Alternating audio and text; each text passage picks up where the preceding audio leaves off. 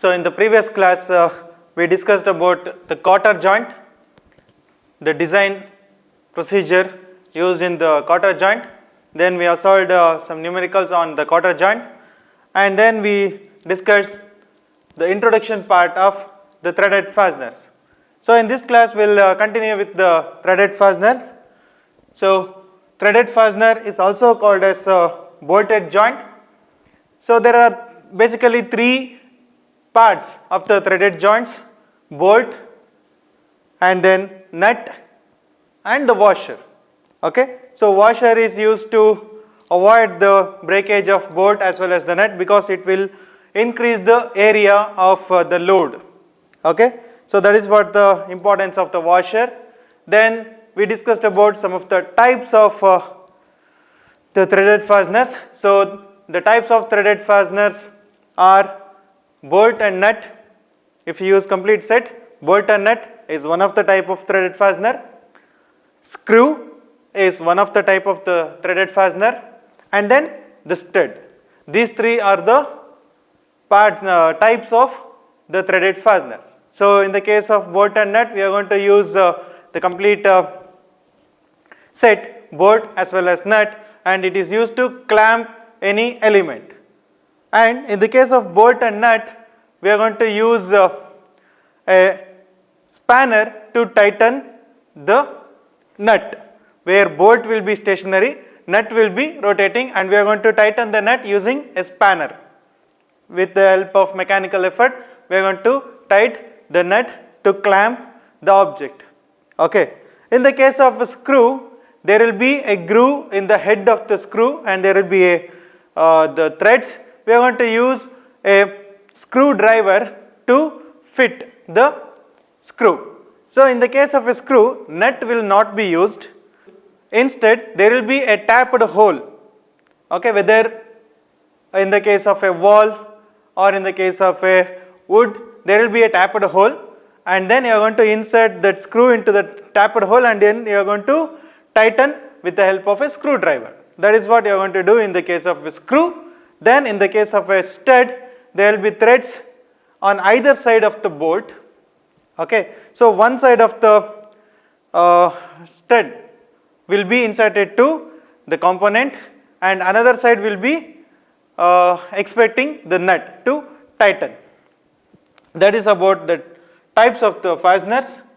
Then threaded fasteners is usually denoted by ISO metric.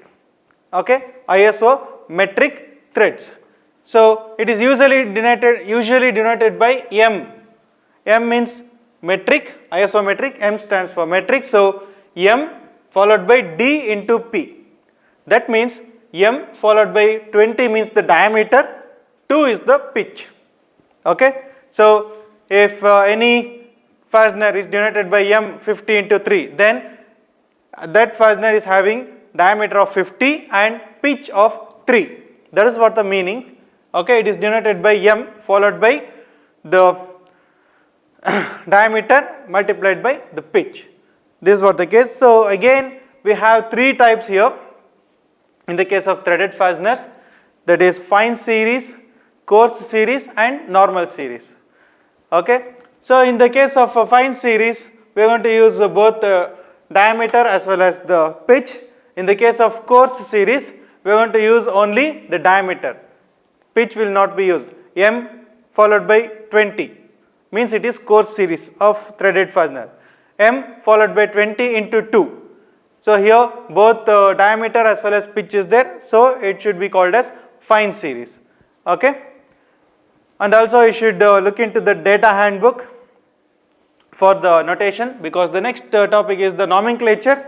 Nomenclature of the threaded fastener. Threaded fasteners means there will be threads. Okay. So this is the nomenclature. The small d is the major diameter of the thread. D1 is the minor diameter of the thread. DC is the core diameter of the thread, or the average diameter. We can take it as average diameter. Then P is the pitch. P is the pitch of the threaded fastener. Then L is nothing but lead. Okay, so pitch means the distance measured parallel to the axis of the thread. The distance measured parallel to the axis of the shaft, axis of the thread, from one point of the thread to the corresponding successive point on the next thread, from here to here or from this point to this point. It is called as pitch. So this is about the pitch. Then lead. Lead means if you turn the nut by one revolution, how much the nut travel in the horizontal distance, in the distance parallel to the axis. That is what lead. Okay. This is about the nomenclature. Again, this nomenclature is given in the data handbook. Just open your data handbook and go to the page number 127 in the data handbook.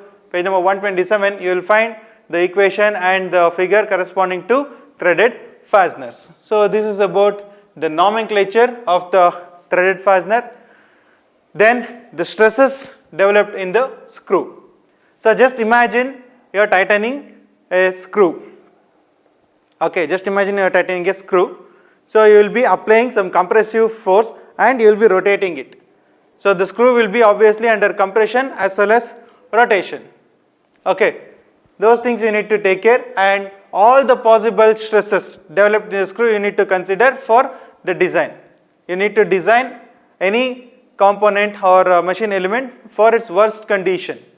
Okay, so these are all the possible stresses may induce in the member, in the fastener while tightening it.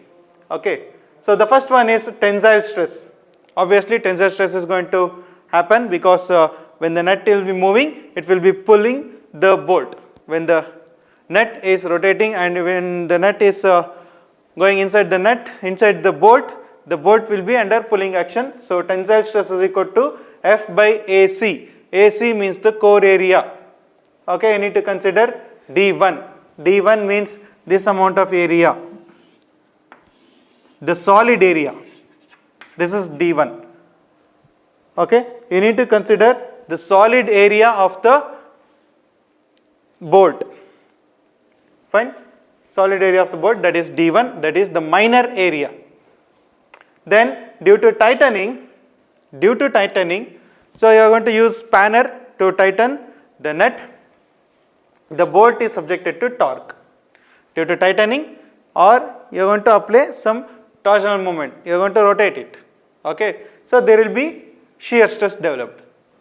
So that shear stress you are going to calculate using the basic formula T by J is equal to tau by R. That will be equal to G theta by L. Since tau is the shear stress is the interest, therefore consider T by J is equal to tau by R, where tau is equal to T into R by J. That is what written here. Tau is equal to T into R by J. It is obtained from the basic torsion equation. T by J is equal to tau by R. Okay, tau shear stress is equal to T into R divided by J, where R is the diameter divided by 2. Again you need to use D1, where R is equal to D1 divided by 2, and then J is equal to pi D1 to the power of 4 by 32. J is the polar moment of inertia.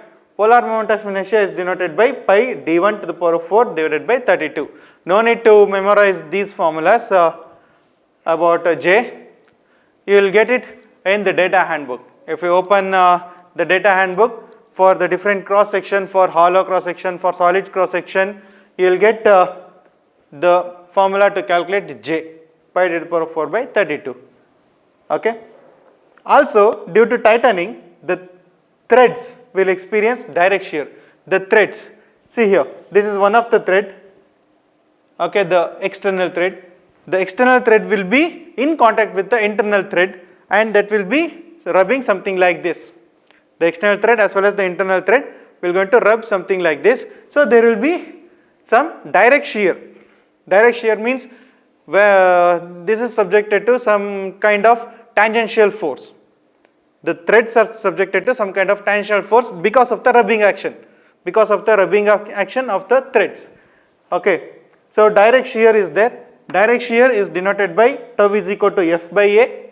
Whenever a member is subjected to tangential load, it is denoted by F by A, force by area, that is equal to F divided by, this is the area of shear, pi D, pi D1. Pi D is the circumference, because it will be circular, the rubbing action between the threads will be circular. So pi D is the circumference, T is the thickness or the width from this point to this point. This is T, you can take it as T, because this amount of area will be under rubbing. Okay, the extended part. Then I is the number of threads in contact. Okay, so this is the area of shear and this is the force, shear force. Therefore, this is the shear stress is equal to shear force by shear area. Similarly, crushing stress between the threads. Crushing stress also exists. So, sigma C is equal to F by A pi D square by 4 D major diameter minus minor diameter into I, again it is the number of threads in contact. Okay, this is how the compressive stress is going to appear. Now, if you just look into these stresses, the first one will be the tensile stress, sigma, and then second one will be the shear stress, torque, and the direct shear stress, then compressive stress. So, it is a combination of the stresses. Direct stress, normal stress is also there, then shear stress is also there. So, this is a case of combined loading.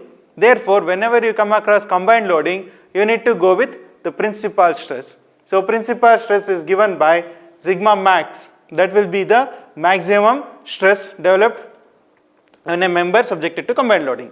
So, sigma max is equal to sigma 1, maximum shear stress, sigma 1 is equal to sigma by 2, direct stress by 2 plus sigma by 2 whole square plus shear stress square, tau square. So, this is the formula. Using this formula, you need to design for the threaded joints. Similarly, maximum shear stress, tau max. Maximum shear stress is equal to half into root of sigma square plus 4 tau square. Okay. So, using these formulas, you are going to solve the problem. This is what the stresses developed in the screw when you are going to tightening it. Okay. So, one more type of stress also comes into picture, that is considering the initial load and the load applied. If I apply the load to turn the nut, if I apply the load to turn the screwdriver, I will be applying certain amount of load, that is external load. So, considering the external load and considering the load with which the threaded fasteners is experiencing. Okay, if you want to clamp, the force of clamping, okay, considering these forces, there will be again there will be stresses developed in the member. So, we will look into that now. So, these are all the stress developed due to initial tightening and the force, external force applied. So, due to initial load or the tightening load on the bolt, the FT force on tightening is equal to 2805 times the D, diameter of the bolt. So, this equation you will find it in the data handbook in the page number 127, equation number 9.1c. Okay, then the axial load per belt due to external load, FA is equal to F divided by I, where I is the number of threads in contact and F is the force, external force, that can be taken as A into area of the cylinder, A into the pressure. So, if it is a pressure vessel or a boiler, then certainly there will be pressure inside and that nut has to sustain that amount of pressure. Since it is a joint, the bolts are used to hold the joints. Okay, that threaded fastener has to sustain this amount of pressure and this amount of area. Fine. So area will be pi by 4 into Di square, diameter of the cylinder, into the pressure inside the cylinder. This is for one of the case. Therefore, final load will be is equal to F is equal to K into Fa plus Fi. K is a constant. So again you can find this equation in the data handbook, the page number 128, equation 9.2a. So equation 9.2a, page number 128, you can find this equation. So where K is a constant, that constant is given in the data handbook, again in the page number 128, equation number 9.2b. In equation number 9.2b, page number 128, you can find the expression for K. So expression for K will be K is equal to EB into AB divided by L divided by EB AB by L plus EG AG by L, AG by T. Okay. So K depends on the cross sectional area of the bolt, cross sectional area of the gasket, length of the bolt and the nut, then Young's modulus of the bolt material and the gasket material. E is the Young's modulus, A is the area, L is the length, and T is the thickness of the gasket. It is given in the data handbook. So you need to look into the data handbook. Similarly, if Fa is greater than F, if this Fa, this one is greater than F, then you need to consider Fa as F, that is whichever is the maximum force. Okay, you need to design for considering the maximum force. Okay, whenever you are going to design for the dimension, you need to design dimension for the maximum force, because we have the basic expression sigma is equal to F by A. As F increases, stress increases, as D increases, stress decreases. Okay, so if you want to consider the diameter, you need to consider the worst possible load, that is the maximum load, for which you need to calculate the diameter, thereby you will get the safe diameter. Okay, that is what given here. F is equal to A into sigma, stress of the bolt, stress developed in the bolt. A is the core area of the fastener. So if we consider maximum force here, if you consider maximum force, you will be in the safer diameter. The diameter also will be more. As F increases, A increases. So if we consider maximum force, A will be maximum. That is the concept of designing for the threaded fasteners. So this is how I need to design a threaded fastener. Now we will get into the numericals. So we will take up the first problem on the threaded fasteners now. Okay, the first problem is the cylinder head of a steam engine is subjected to a steam pressure of 0.7 Newton per mm square. It is held in position by means of 12 bolts. A soft copper gasket is used to make the joint leak proof. The effective diameter of the cylinder is 300 mm. Find the size of the bolt so that stress in the bolt is not exceed 100 Newton per mm square. So certain application is given, that is a steam engine. So a steam engine is designed with the gasket to make it as a joint, make the joint as a leak proof. Okay, and there are 12 bolts are used. Therefore, if we collect all the data starts with the pressure P is equal to 0.7 Newton per mm square. Then there are 12 bolts are used, so I is equal to 12. Then a soft gasket, copper gasket is used here to make a joint leak proof. Effective diameter of the cylinder is 300 mm Di, then the stress is given 100 Newton per mm square. Okay. So now if you just open your data handbook, in the data handbook, page number 136, in the data handbook page number 136, there is a table number 9.1, where you can find values of K for equation 9.2a. So to substitute in equation number 9.2a, you need to get the value of K from this table. Okay. So some conditions are given. If the material is soft packing with studs, if it is soft packing with through boards, if it is asbestos, then soft copper gasket with long through heads, through bolts, then hard copper gasket, then metal to metal contact. Okay. So if gasket is used and if gasket is not used, some values are given. So here it is clearly mentioned that it is made up of soft copper gasket. So soft copper gasket, that is 1, 2, 3, 4. The fourth one in the table, soft copper gasket with long through boards. For that K is given as 0.5. So get this K is equal to 0.5 from the data handbook page number 136 and table number 9.1. Okay. Then start with the initial load, because you need to design for the bolt size, that is the diameter. So diameter you can only get it from the load, because sigma is equal to P by A, or load is equal to area into stress. Stress is given, area is unknown, therefore you need to calculate load. Load is equal to area into stress. Stress is given 100. If you somehow calculate force, then from the force you can calculate the diameter. Okay. So initial load on the bolt is given in the data handbook. Ft is equal to 1402.3 times d. It is given in the data handbook page number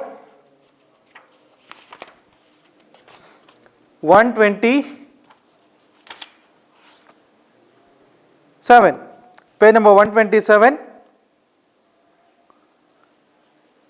Okay. For gasket joint, page number 127, equation number 9.1c, 2805 times d is given. 2805 times d. This is considering, this is not considering the gasket. So considering the gasket joint, Ft is equal to 1402.3 times d. This is not given in the data handbook, so you need to memorize this. Okay, this is not given in the data handbook, so you will get it as so and so times d. If you need to substitute d is equal to d by 0.8, then total force F is equal to area into the pressure, as I already told you while explaining the procedure. F is equal to 49480.08. So axial load on each bolt will be F by I. If you consider number of bolt, this force will be distributed in 12 number of bolts. So force divided by 12 number of bolts. So this is the force on each bolt.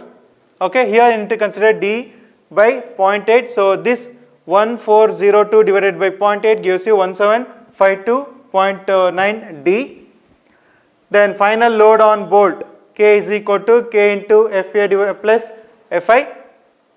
So substitute for K and Fa is this one, load on each bolt, plus Fi is initial load on the bolt. If you substitute, this will be the load on the bolt. You just equate this with the allowable capability. So allowable capability means area into the stress. F is equal to A into stress. So this is the allowable capability and this is the load. Okay. So if you just substitute F is equal to A into sigma, this is the F, is the area, this is the stress, and if you try to calculate the D, because here D is the only unknown, right hand side also there is D and left hand side also there is D, D is the only unknown. If you try to calculate D, you will get it as 23.44 mm, 23.44 mm. Now just open your data handbook, go to page number 140, page number 140, where in the table 9.8, in the page table 9.8, page number 140, you will find basic dimensions for design profiles of isometric square threads, where you need to search for D is equal to 23.44 mm. So D 23 means diameter, that is column number 3, search for 23 in column number 3. Okay, in the column number 3, in the next page 142, you will get it as